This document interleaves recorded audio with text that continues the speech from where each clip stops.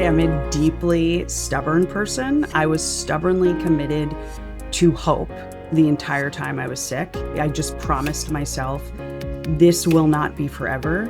You will not always feel this way. You will find your way through this. So that stubborn, persistent attitude was one thing that came up over and over again.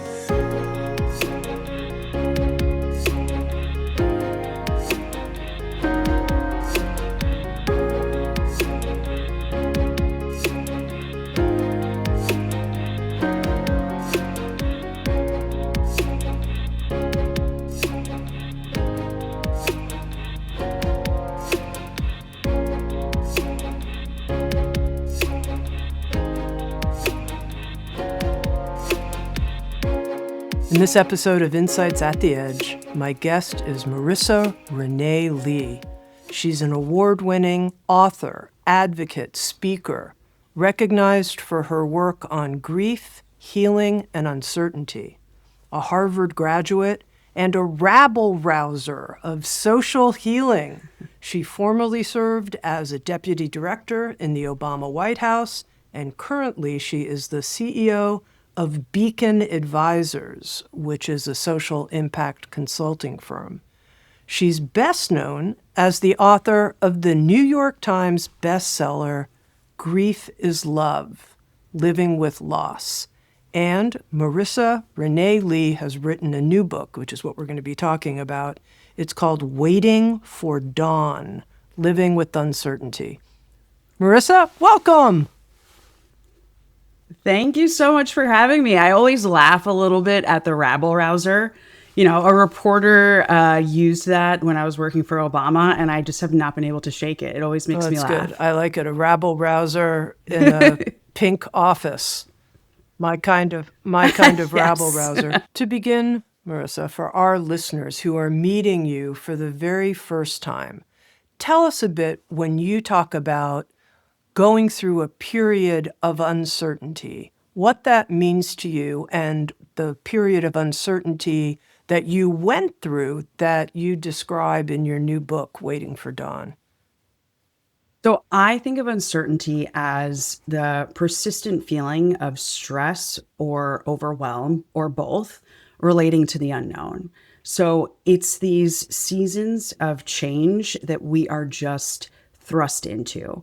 You know, the things that we didn't choose for ourselves, like a serious illness, a divorce, you know, caretaking for an older parent, perhaps a challenge with your child, infertility. You know, there are a lot of these moments that just inevitably come up for all of us in life. And I felt like we needed better language for talking about them and, you know, more information to just kind of figure out how to live well in the midst of them. And for me, what led to Waiting for Dawn and, you know, really digging into this topic of uncertainty was a little over 2 years ago. I got COVID for the very first time, and it turned into long COVID. And I am still dealing with the consequences of that viral infection. You talk about how when we go through a period of uncertainty, it can change our very identity, who we think we are. We come out on the other side and we're different. How would you say living through long COVID changed you in terms of your identity? You know, the first thing that I'll say is there were elements of my identity that I absolutely had taken for granted and didn't realize I had taken them for granted until they disappeared. I have gone through life with the privilege of, you know, a certain level of intelligence, being a fast processor, being very good at synthesizing lots of pieces of information and data and helping others make sense of them. And, you know, these types of skills served me well on Wall Street, in the White House, running my own business and supporting my clients. And one day my brain just didn't work the same. All of a sudden, I would be on a call with a client and I would say, you know, I have 3 things that I think we should consider here. In the middle of describing thing 1, thing 2 would just completely disappear. I started burning food that I was making my family for, you know, breakfast and dinner. I had never done that before. I've been a proud home cook since I was a small child. I was leaving my car door open overnight. And as I realized, that, I was no longer this sharp, fast, intelligent person, I had to own up to the fact that certain parts of my identity were frankly more superficial in nature. And I ended up making sense of that for myself by instead focusing on sort of more immutable states of being. Like, what are the things that I want people to talk about when I'm no longer here? What are the traits that I want my son to inherit? And those things about us, like I find that those things don't really change. But my surface level of identity was absolutely rocked by this experience with What did you illness. discover about your essence identity that you would say is the part of you that seems to be true through it all, even the underground descent that you've been through? The first thing that came up for me when you asked that question is stubborn. I am a deeply stubborn person. I was stubbornly committed to hope the entire time I was sick. I just promised myself, this will not be forever. You will not always feel this way. You will find your way through this. So that stubborn, persistent attitude was one thing that came up over and over again. I would say, the other things are just, I will always be a generous person. Even in this season of pain and uncertainty, I've wanted to share. Like, I want people to know what's happening in my life so that, if they have a colleague, a friend, a family member who also goes through an experience with long COVID, they know that it's real and they know how to help them. In the midst of feeling, you describe it as a type of gray fog, being in this brain fog, how would you recommend to someone who's experiencing that right now? They're in a period of uncertainty. It might not be from long COVID. It might be from some other overwhelming stress in their life. And they notice they're not functioning at their tip top level. They're compromised in some way and they feel really bad about it. What would you recommend? First thing I want to recommend is, please, please, please show yourself some compassion, because of course you're not in tip top shape. And this isn't just me saying it as someone who's lived through it. The research on grief and loss and uncertainty tell us that these experiences, they change your brain and they make executive functioning more challenging. So I want people to treat themselves with gentleness and compassion. I want people to be honest about whatever it is they are experiencing. I lived in denial for the first 4 to 5 months of my long COVID experience, and I caused more suffering. And I wish that I had been honest about how sick I was from the beginning. I think I would be in a better place today if I'm being completely honest. And then the other thing I want to tell people, when you find yourself in this place where you don't know what to do, life is unrecognizable, you got to ask for help. You can't try to fix it all or do it all on your own because it's just too hard. You write about in Waiting for Dawn how not only did you learn to ask for help, but that you had to draw different boundaries in your life to care for yourself. And you tell a tremendous story about how you made the difficult decision not to take on someone in your extended family, an infant that needed care. I wonder if you can tell us that story, how you navigated through it, and what you think the lessons are for people. Yes. This was a really hard one. It's still a hard one for me to talk about. It was a hard situation to live through and to write about. In 2023, one of my younger cousins went missing. She had dinner at my aunt's house on a Sunday, and I got a call that following Thursday that no one had seen her or heard from her since. And she had just had a baby. She had a 4-week-old child. And so we were all concerned and overwhelmed. What is going on here? And frankly, she was poor, Black, uneducated, living in the rural South. And I just felt like investigators weren't doing enough to try and figure out what had happened to her, where she was, etc. And at the time, my aunt was caring for my cousin's two older children. And my husband and I, our son is adopted. We worked for 5 years to get to our child. And my aunt felt like, based on what she was seeing in terms of how we care for our son, that if my cousin wasn't found alive, that my husband and I should adopt this baby as well. And I mean, it was just such an overwhelming and difficult period of time. And like, honestly, the last thing I wanted to do was say no to this woman who I love and who has encountered tremendous suffering. Like at the time, we didn't know what happened to my cousin, but if she had died, that would have been my aunt's fourth child to die. And so I wanted to say yes, but I also just felt this insistence in my gut that yes wasn't the right answer. And I told her I didn't think that was a commitment that my husband and I could take on at the time. And she thankfully responded with understanding and compassion for the situation that my husband and I were in at the time, where we were also caretaking for his dying mother. And so when I said no, I also promised her that I would use every resource at my disposal to find my cousin. And with the help of some friends, again, asking for help, we launched a nationwide PR, communications, and public engagement campaign. And within a week, my cousin's body was found. She had unfortunately been killed by her husband. He was actually just officially convicted a couple of weeks ago.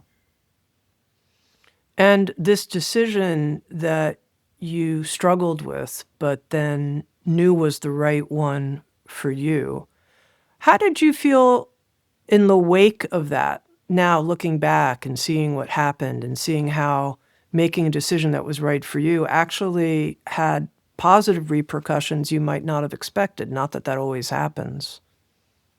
Yeah, I mean, I'll tell folks just in the interest of candor, in the immediate aftermath of the decision, even though my aunt was supportive, understanding, compassionate, etc., I mean, I still felt terrible, but it also gave me the capacity to take on, a missing person search, which I knew nothing about and was committed to finding my cousin, but I really had no idea what I was doing.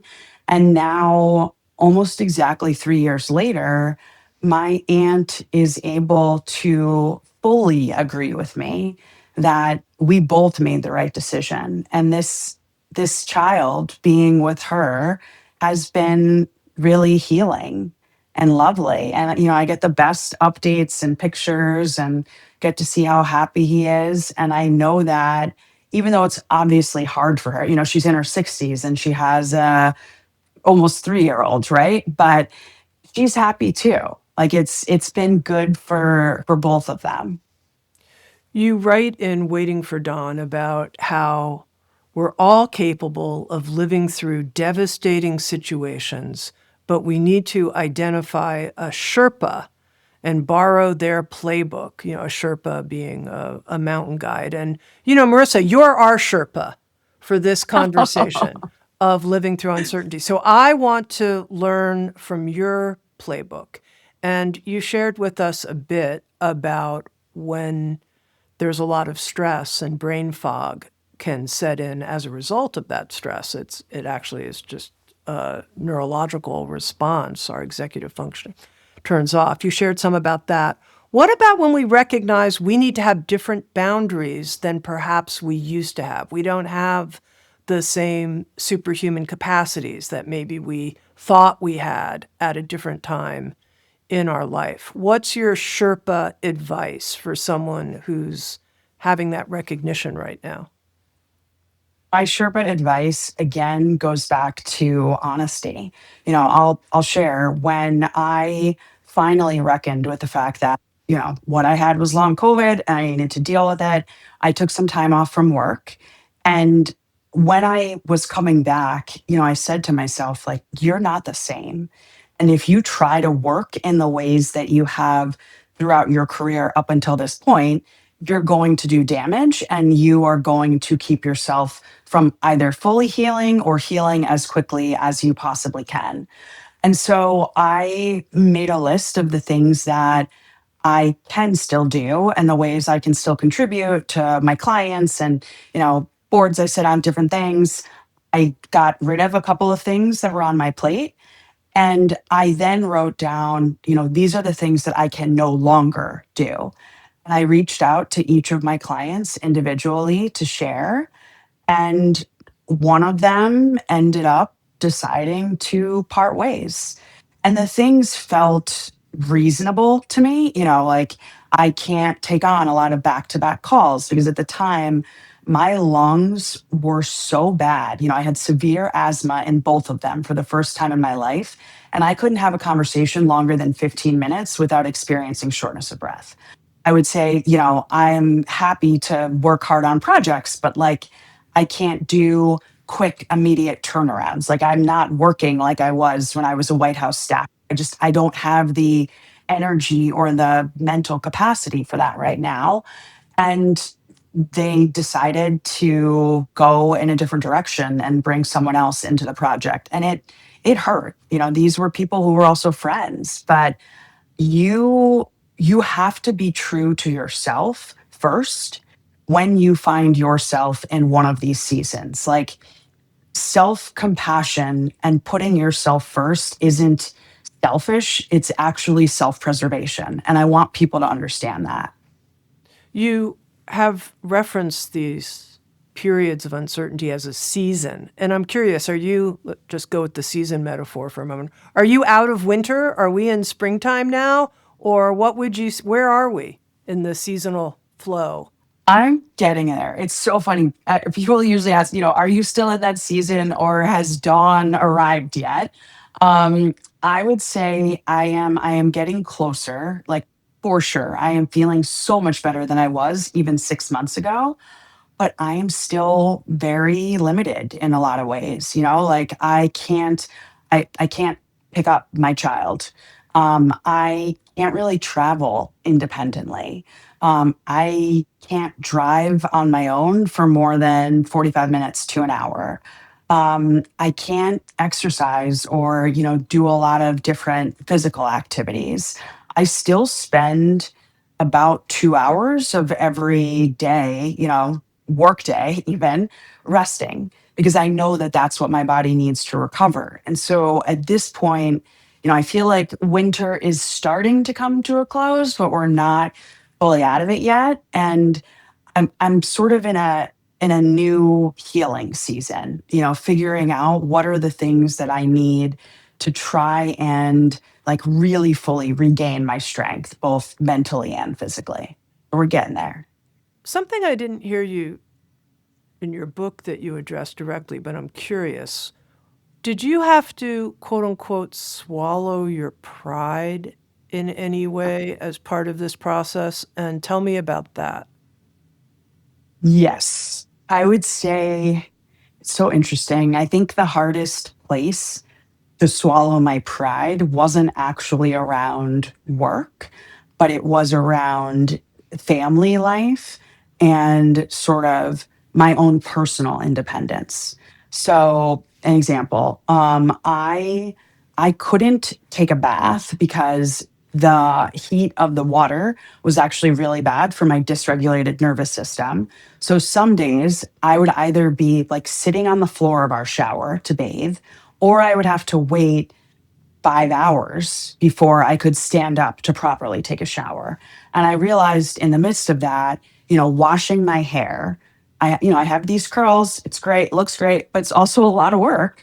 I couldn't do it. Like I couldn't have my arms up at my head for that long.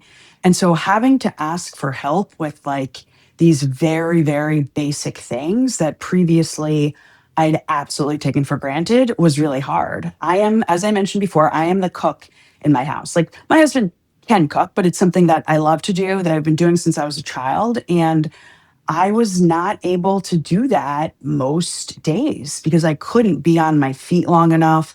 I would forget to make something, I would burn something, etc. And so asking for help with just like these very basic and simple life tasks, it was very humbling.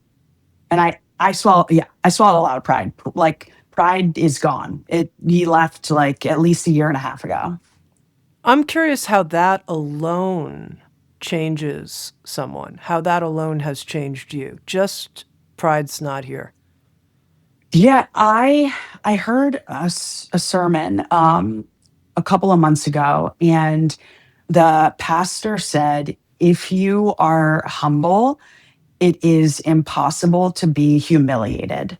And I have just been deeply humbled by this experience with illness, and I have decided to view that humility as a strength. And I also just feel like I am so much more aware than I ever was before of the challenges that people with disabilities and bodies that function differently face. And I am honestly amazed at how some of my friends in the disability community continue to function and show up for themselves and for others and for me during this period. Yeah, I'm honestly in awe and amazed by them. You mentioned when I asked you about the essence of you, what hasn't been changed by this long period of uncertainty about your health is a stubborn commitment to hope. And in Waiting for Dawn, you define hope as a really, in an interesting way, I thought, a feeling of trust is your definition. And then I'm going to read this quote. Hope is trusting that something better is coming your way and then doing whatever is necessary to make it so. My hope and my commitment to hope is ruthless. I was like, that's a really interesting use of the word ruthless. What does that mean? My commitment to hope is ruthless. It means, first of all, no one can take it away from me. Like it is mine. And I will do whatever is necessary to create that better future. You know, whether we're talking about the work I do through my consulting practice to create a more just and equitable country and, you know, broader world, or my commitment to healing. You know, long COVID is still a new thing. There is a lot that we don't know about it. And yet, I am 1,000% convinced that I'm not just going to heal and get better, but I am going to be stronger, both mentally and physically, than I was before. And I will not let anything get in the way of that. And the thing about the science of hope, and I was so grateful that in this case, you know, my feelings and my opinions kind of came first, and then the research actually matched up very well. When we open up our minds to the belief that things can get better, that then creates the space for us to start to see what actions are necessary to actually make it so. Like I have to do a lot of work to create the future that I am aiming for, but I'm going to do it. Like I'm going to do everything because I know what I want. And yeah, no one can take that away from me. So, Marisa, this quality and this commitment in you, my commitment to hope is ruthless, is something that really inspires me. I wish I Oh, had more of it. I wish I had 100% of that. It's something I'm trying to develop. And I wonder if you could speak to that person who says, you know, the truth is when things get tough, I have a tendency to collapse. I give up. I don't believe it's going to work out. Some part of me just goes in the corner and collapses. so first thing, the collapse is okay. Like my commitment to hope isn't something that occurs in isolation. There were also so many days where I would spend 5, 6 hours in bed and at least half of those hours in tears. The number of times I was up in the middle of the night, just in such excruciating pain that even with all sorts of medications and, sleeping aids and whatever, still couldn't sleep and would just be awake, freaking out and trying to not give in to despair. So I don't want people to think, because they have those sort of darker, harder moments, that means that they aren't also able to access the hope. I think you have to have those moments in order for the hope part to be real. And if you are struggling to figure out how to transition from, oh my God, like this is impossible. I'm never going to be myself again. This is never going to work out. Things aren't going to get better. To get from there to a place where you do believe things can get better, I encourage people to think about who they can turn to as their own arbiters of hope. I was very lucky. I shared that I was sick with long COVID on social media, and there was a young woman who was following me on Instagram because my work on grief helped her make sense of her long COVID journey. And she was at the end of her healing journey and she reached out and offered help. And I now see the same doctor as her. And so she was a regular source of hope and like real support for me when I was at my worst. I also think sometimes we have to go back and look at different situations to feel that sense of hope. Whenever I am dismayed by the state of our country and, whatever current insanity is coming out of Washington, I think about people like John Lewis and all of these amazing Americans who worked so hard for things like the Civil Rights Act and the Voting Rights Act, which we know is currently being decimated, but that doesn't mean that we can't undo the harm. Like we have been in other hard places before. And so I want to push people to figure out what is going to work for you to feed your commitment to hope. You mentioned that doing whatever is necessary to make it so. It's not just trusting that something better is coming your way, it's doing whatever is necessary. And I wonder if you can speak more about that, the action element. Yes. Yes, in order for that future to be created, you can't just wait for it to happen. Like your hope has to be grounded in your present reality. And then you have to take the actions necessary to create the future that you desire. And so, as a practical example, you suddenly find yourself after 20 years laid off from your job. And you're depressed and overwhelmed and don't know what to do. All of those feelings are valid. Hoping that you're going to win the lottery is not a winning strategy. Hoping instead that you're going to find your way to whatever is next for you in terms of employment, and then, taking a first step and asking someone for help putting together a new resume, or, posting about some of your skills on LinkedIn, like taking those kinds of actions that can actually get you to where you want to go. Like that's how you make the difference. And for me, it's so interesting. I didn't hear about this story until after my grandfather died. He passed away in 2021, I believe. No, 2022. And my family is originally from the South. My grandfather and grandmother believed that there would be better opportunities for their children, grandchildren, etc., if they could make their way north at some point. They wanted to be a part of the 6 million Black Americans who came north during the Great Migration. And so my grandfather found a new opportunity. And the night before my grandparents were leaving Georgia, the man who owned the farm where my grandfather worked showed up at my grandparents' home with a couple of buddies, and trace chains, which are these thick metal chains that you use to attach a horse to a wagon. Obviously, they were intending to beat him into submission and, keep him from leaving.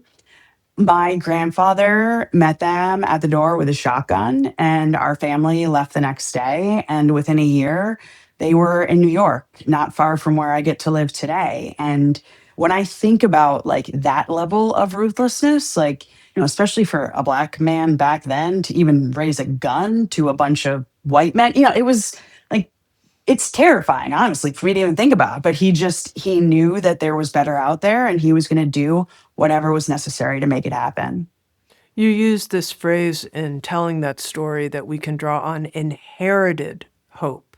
And I really like that because I think sometimes people draw on the family traumas that are through their Oh, yeah. lineage line.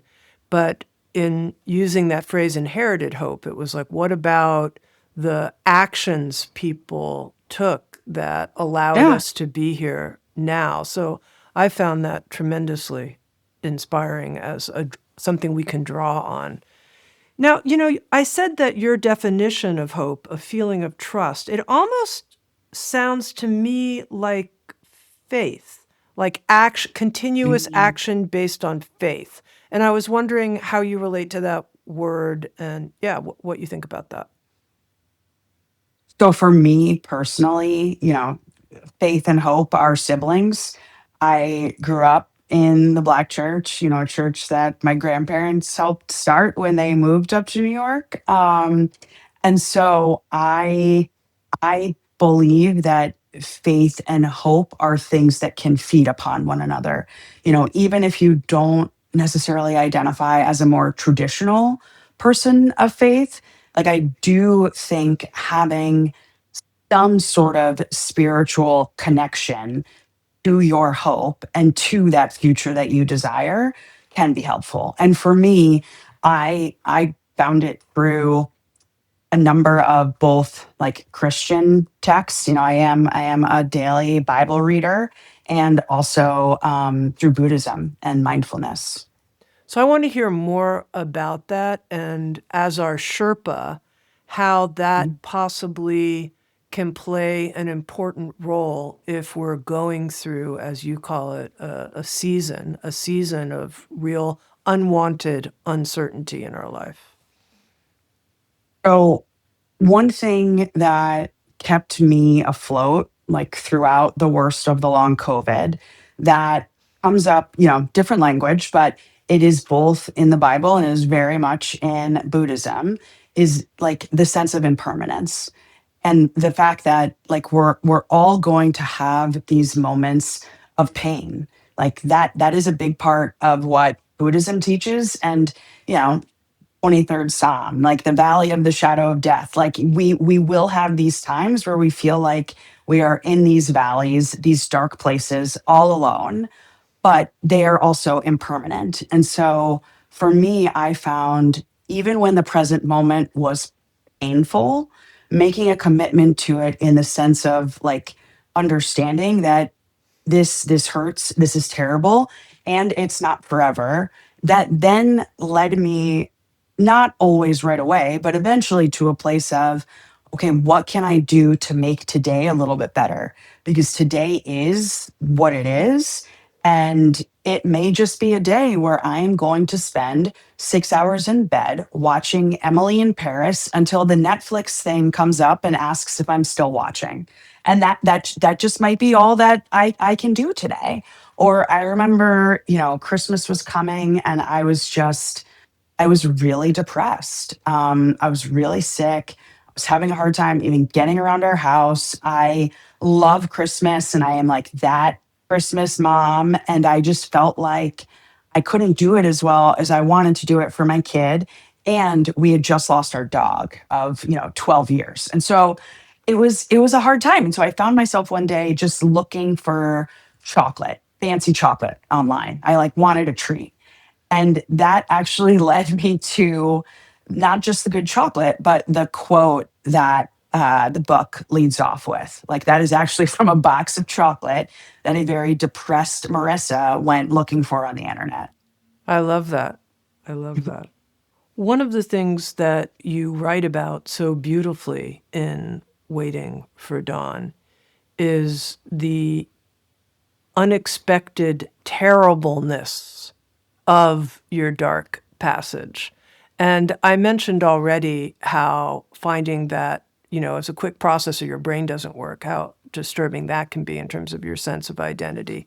But the other thing you described is how right when you're down, past traumas that you've pushed away, it's time for them. Suddenly they have the opportunity to surface, that you're vulnerable Yeah. in a certain way, like your normal defenses aren't working. And before you know it, all of this underground material is in your face. And I wonder if you can talk about that and how that goes with Waiting for Dawn.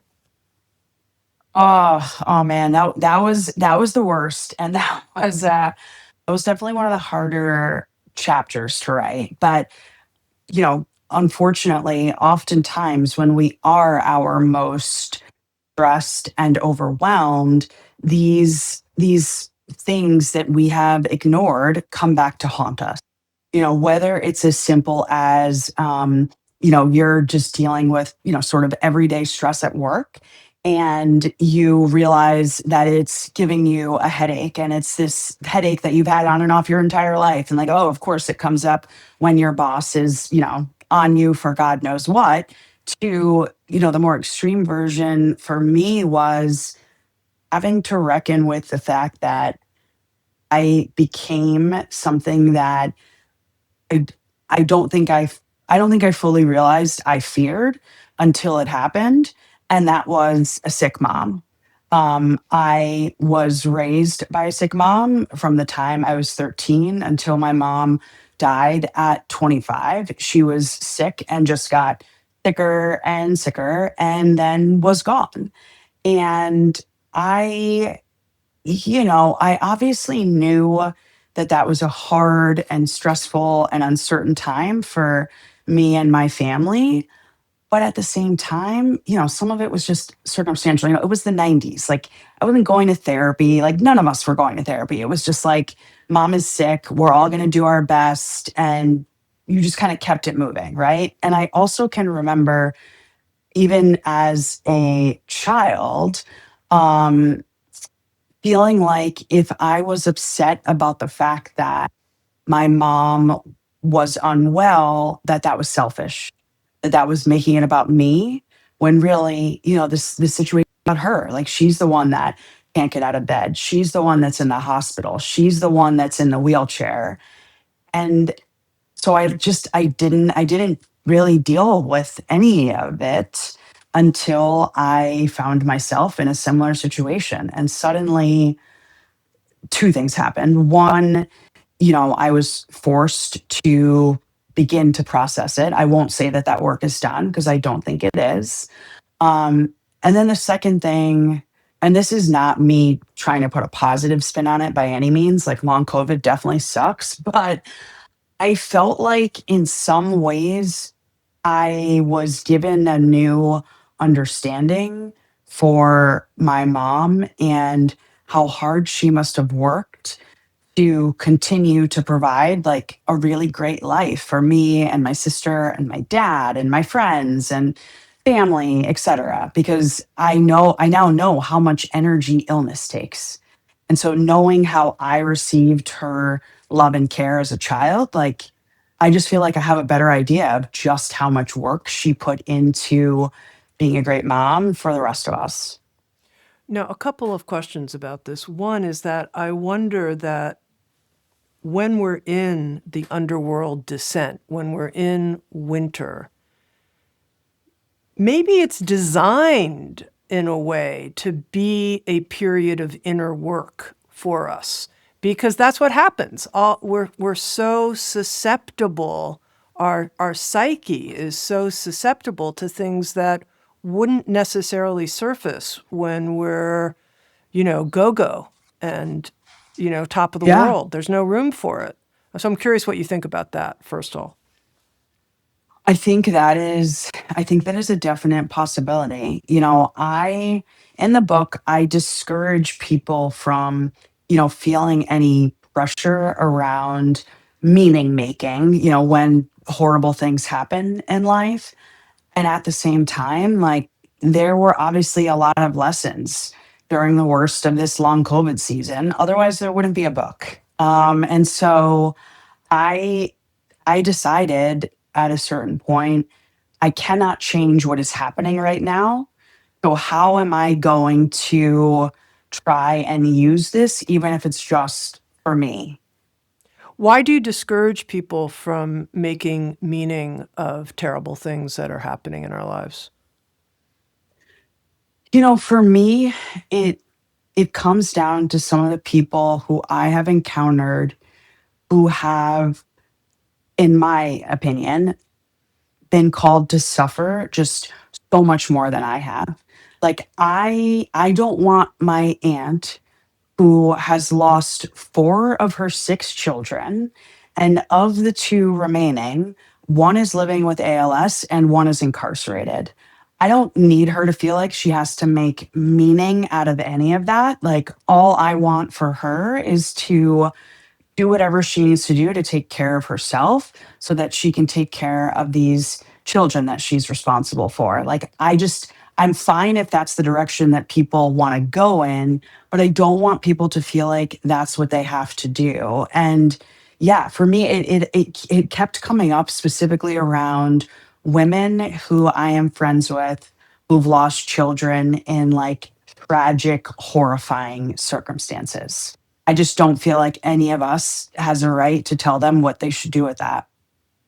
Yeah, it seems like it's an advocacy position for you that has something to do with advocating for people's freedom to Yeah. work with their pain in whatever way is true for them. And it doesn't have to equate to, please share with me the silver lining. There doesn't have to be one. Yeah.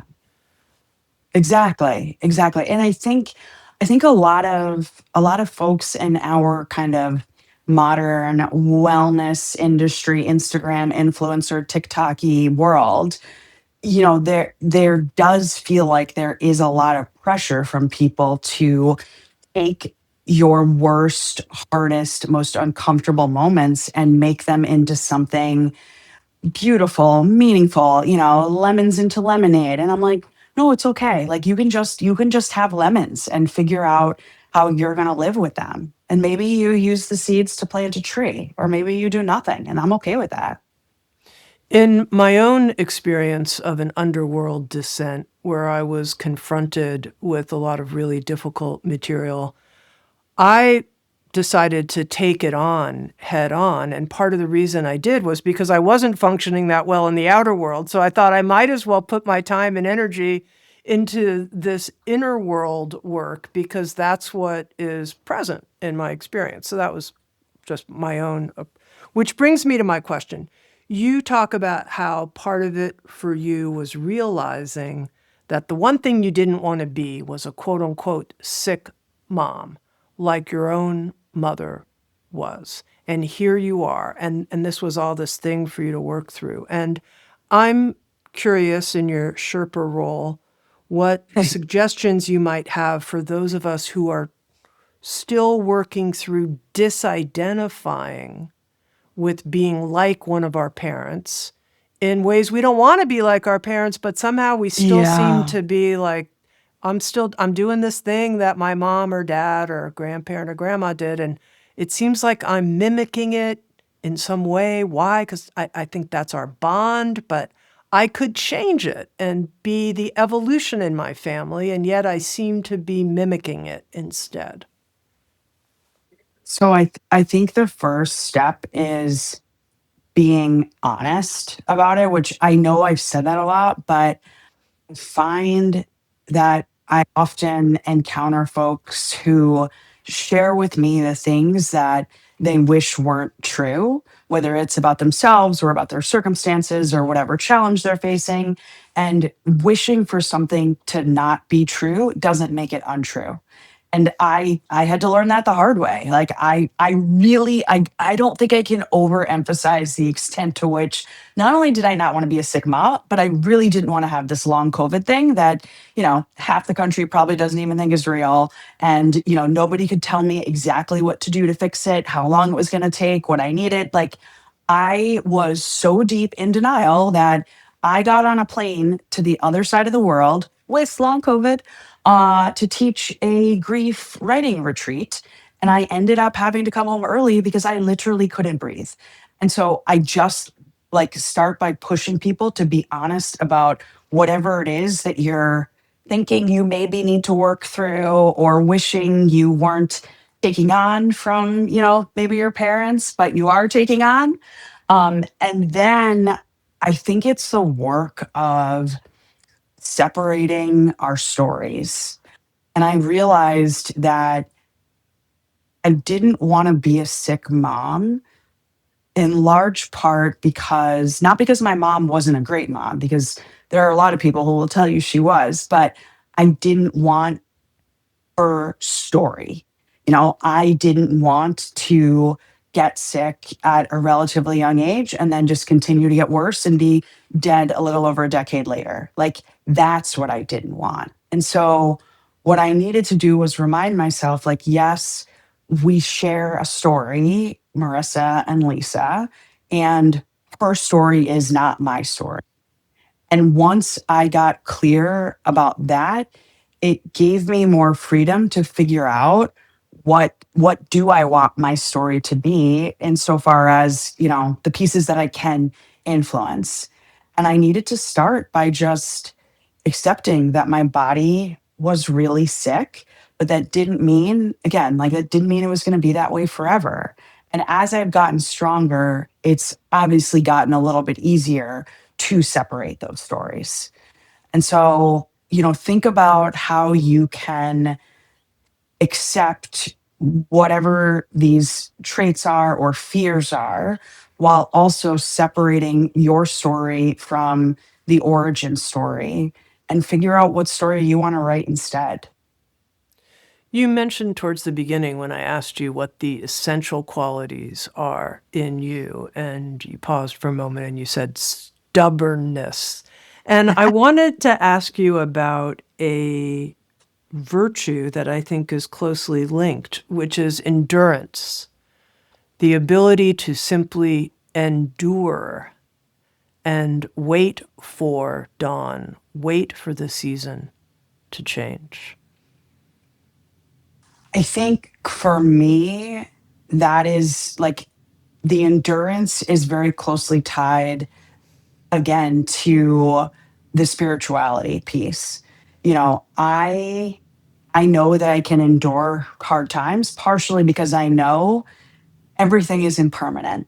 The best of times when you're singing and dancing with your friends at the Beyonce concert, and the worst of times when you're spending half a day crying because you can't stand up long enough to take a shower. It's all impermanent and it's all a part of life. And I think the better we can get at assuming these periods of challenge and pain and grief are just normal, I think the easier it becomes to endure them. I think a lot of the challenge in our culture, you know, predominantly white Western American, however you sort of want to classify it, we don't often encourage people to just endure in these seasons. And we often don't let people just have these messy, really hard experiences. Instead, we kind of expect you to pick yourself up from your emotional bootstraps and like get through it behind closed doors. And I don't know, there's like something connected to shame there that I don't think really helps people. And so I want people to feel comfortable with the idea that like these moments are just a normal part of life and like you can absolutely endure them. You can and you will. I want to end our conversation on, as I said, one aspect of your work that I find just so inspiring, which is this ruthless and relentless and stubborn commitment to hope. and then doing the actions that it takes. And if you can talk to that person who has one foot in that and one foot in doubt, and do I have a feeling of trust, your definition of hope, that things are going to work out? I don't know if they're going to work out. They really might not. And I got these actions and I'm doing them, but it seems like it's still dark over here. I'm thinking of someone I know who I heard sent out 400 different resumes with cover letters looking for a job right now, and they still haven't found a job. What could you say to that person to help them turn up the relentless commitment to hope? So the first thing that I will say is hope can absolutely at times be heartbreaking. And the experience that came up for me as you were speaking was the process that we went through, my husband and I, to become parents. I have an underlying health condition, and knew that I wouldn't be able to conceive naturally from the time I was in my 20s. And so, we started in 2016 on a path of egg donor IVF, believing it's going to be expensive, it's going to be challenging, but like, we got this. It's like that, honestly, didn't even really seem like a big deal.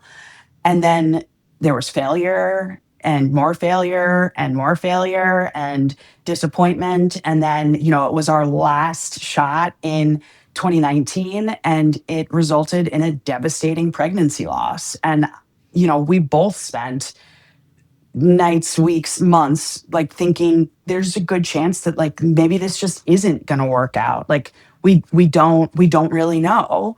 And our hope in that season was like it was sort of running neck and neck with our doubt, like just to be honest. And I always go back to that because it was 5 years of mostly disappointment and heartbreak until it wasn't.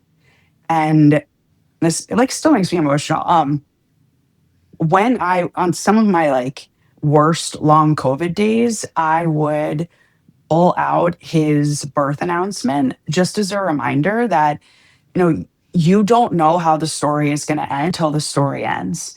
And so I would encourage that person. I mean, geez, 400 resumes and cover letters. Like, first of all, I want them to know that they're doing a great job. The second thing that I will say is in these dark seasons, you have to figure out what is going to feed your hope.